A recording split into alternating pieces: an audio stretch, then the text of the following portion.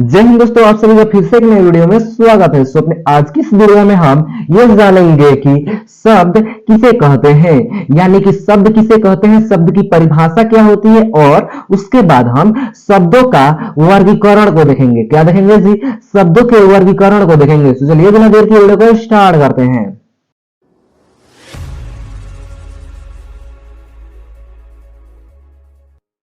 दोस्तों, हम सबसे पहले शब्द किसे कहते हैं इसे जानेंगे, यानी इसके बारे में जानेंगे। किसके बारे में? शब्द के बारे में जानेंगे। शब्द के बारे में क्या जानेंगे? तो शब्द की परिभाषा को जानेंगे, यानी कि शब्द किसे कहते हैं ये सबसे पहले जानेंगे। शब्द की परिभाषा क्या होती है ये सबसे पहले जानेंगे। ठीक ठीक उसके बाद हम क्या जानेंगे? शब्द के वर्गीकरण के अंतर्गत शब्द के प्रकार को देखेंगे। क्या देखेंगे जी?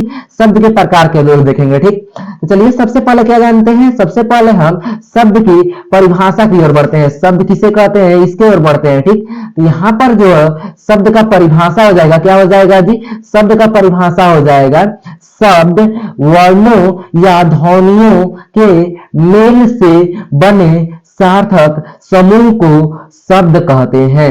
यहां पर क्लियर हुआ, यानी वर्णों या ध्वनियों के मेल से। किसके किसके मेल से?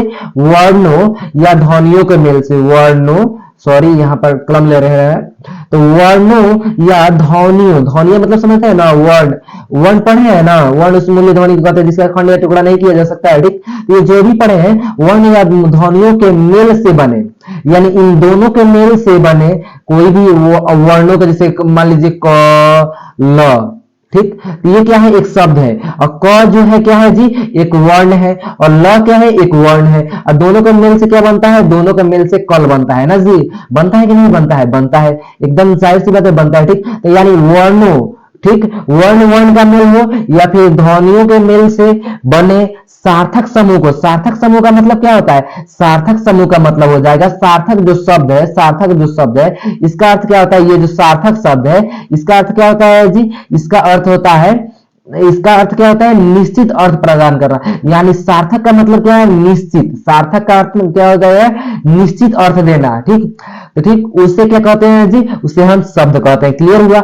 यानी कि वर्णों या ध्वनियों के, यहां पर समझा दे रहे हैं, वर्णों या ध्वनियों के मेल से बने सार्थक समूह को क्या कहते हैं जी? शब्द कहते हैं। यहां तक आपको क्लियर हुआ होगा। क्लियर क्या हुआ होगा? वर्णों या ध्वनियों के, वर्णों या ध्वनियों के मेल से बने सार्थक समूह को शब्द कहते हैं। ठीक, चलिए आगे की ओर बढ़ते हैं। आगे जो है शब्द का वर्गीकरण है। क्या है जी? शब्द का वर्गीकरण है।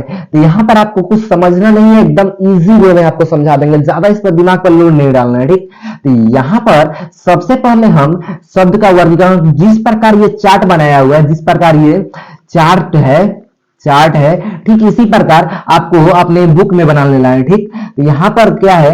तो सबसे पहले लिख लीजिए शब्द का वर्गीकरण। क्या लिखेंगे? सबसे पहले शब्द का वर्गीकरण। वर्गीकरण का मतलब क्या होता है जी? वर्गीकरण का मतलब यहां पर हो जाएगा, वर्गीकरण का मतलब क्या होगा? वर्ग के अनुसार, वर्ग के अनुसार क्या करना है जी?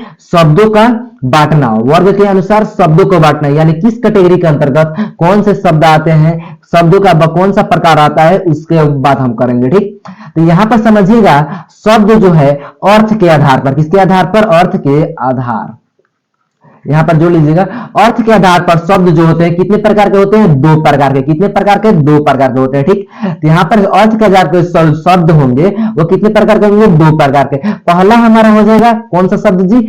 सार्थक शब्द। पहला क्या हो जाएगा? सार्थक शब्द, और दूसरा क्या हो जाएगा? निरर्थक शब्द। यानी कि शब्द जो है अर्थ के आधार पर, किसके आधार पर? अर्थ के आधार पर। याद रखिएगा, अर्थ के आधार पर कितने प्रकार के? दो प्रकार के। कितने प्रकार के? दो प्रकार के। ठीक, और कौन कौन? तो एक नंबर में हमारा हो जाएगा सार्थक शब्द। क्या हो जाएगा जी? सार्थक शब्द। और दूसरे नंबर पर निरर्थक शब्द। दूसरे नंबर पर निरर्थक शब्द। यहां पर अभी आपको सार्थक शब्द और निरर्थक शब्द के बारे में नहीं बतलाएंगे, सिर्फ आपको बतला दे रहे हैं कि अर्थ के आधार पर शब्द दो प्रकार के होते हैं, सार्थक शब्द और निरर्थक शब्द। क्लियर हुआ? ठीक, आगे की ओर बढ़ते हैं। आगे हमारा क्या है? रचना। यानी कि रचना के आधार पर, किसके आधार पर? रचना के आधार पर शब्द जो होते हैं कितने प्रकार के जी? तीन प्रकार के होते हैं। कितने प्रकार के? तीन प्रकार के होते हैं। क्लियर हुआ? यानी कि रचना के आधार पर शब्द जो होते हैं कितने प्रकार के? तीन प्रकार के होते हैं। पहला हमारा क्या हो जाएगा? पहला हमारा हो जाएगा रूढ़ शब्द। क्या हो जाएगा जी? रूढ़ शब्द। पहले नंबर पर क्या हो जाएगा? रूढ़ शब्द हो जाएगा। दूसरे नंबर पर क्या होगा? दूसरे नंबर पर हमारा योग रूढ़ शब्द हो जाएगा। क्या हो जाएगा जी? योग रूढ़ शब्द हो जाएगा।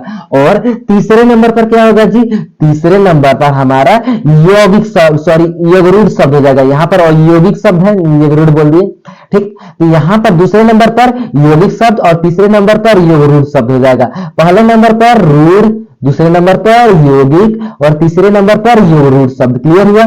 यानी कि रचना के आधार पर, किसके आधार पर, रचना के आधार पर, रचना के आधार पर शब्द जो होते हैं तीन प्रकार के, कितने प्रकार के, तीन प्रकार के। पहला हमारा रूढ़ शब्द, दूसरा यगरूढ़ शब्द और तीसरा क्या है जी, सॉरी दूसरा जो है यौगिक शब्द और तीसरा यगरूढ़ शब्द। बार बार इसी में कंफ्यूजन हो रहा है, ठीक। तो आगे की ओर बढ़े तो उत्पत्ति के आधार पर, किसके आधार पर, उत्पत्ति के आधार पर, किसके आधार पर जी, उत्पत्ति के आधार पर शब्द जो है कितने प्रकार के होते हैं, तो आप सभी बहुत बेहतरीन तरीके से जानते हैं, चार प्रकार के। कितने प्रकार के, चार प्रकार के। अब कौन कौन से चार प्रकार है, चलिए उसे भी जान लेते हैं।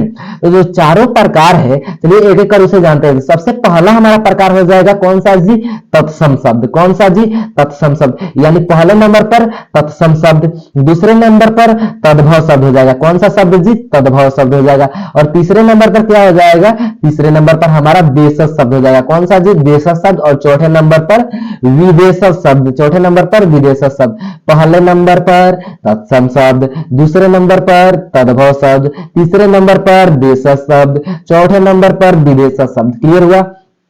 यानी कि उत्पत्ति के आधार पर शब्द कितने प्रकार के, चार प्रकार के। तत्सम शब्द, तद्भव शब्द, देशज शब्द और विदेशज शब्द। क्लियर हुआ। अब आगे बढ़ते हैं। आगे है हमारा रूपांतर के आधार पर, किसके आधार पर, रूपांतर के आधार पर शब्द जो होते हैं कितने प्रकार के जी, दो प्रकार के होते हैं। कितने प्रकार के, आप सभी नहीं जानते हैं तो जान लीजिए, कितने प्रकार के जी, दो प्रकार के। पहला हमारा हो जाएगा विकारी शब्द। विकारी शब्द संज्ञा सर्वनाम पढ़ते हैं ना जी, इसी के अंतर्गत आता है। यानी विकारी शब्द का ही भाग है, वो आपको आगे बतलाएंगे, ठीक। और दूसरे नंबर पर क्या हो जाएगा, दूसरे नंबर पर अविकारी शब्द हो जाएगा। दूसरे नंबर पर अविकारी शब्द। यानी कि रूपांतर के आधार पर शब्द कितने प्रकार के, दो प्रकार के। पहला हमारा विकारी शब्द और दूसरे नंबर पर अविकारी शब्द। क्लियर हुआ। एक बार से फिर से आपसे बतला दे रहे हैं, आपको नहीं समझ में आया होगा तो यहां पर देखिएगा, शब्दों का वर्गीकरण, यानी शब्दों को वर्ग के अनुसार क्या करना जी, बांटना। यहां पर समझिए सिंपल वे में वर्गों के अनुसार शब्दों का बांटना, ठीक।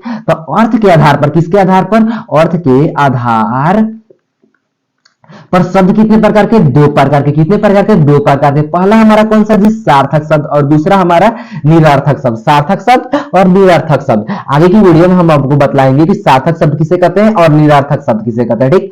और रचना के आधार पर, रचना के आधार पर शब्द कितने प्रकार के, तीन प्रकार के। कौन जी, तो पहला हमारा रूढ़ शब्द, दूसरा हो जाएगा यौगिक शब्द और तीसरा यगरूढ़ शब्द। तीसरा क्या हो जाएगा जी, यगरूढ़ शब्द, ठीक। और उत्पत्ति के आधार पर शब्द कितने प्रकार के, शब्द जो होते हैं चार प्रकार के होते हैं। कितने प्रकार के, चार प्रकार के। यहां पर रचना के आधार पर तीन प्रकार के और अर्थ के आधार पर दो प्रकार के।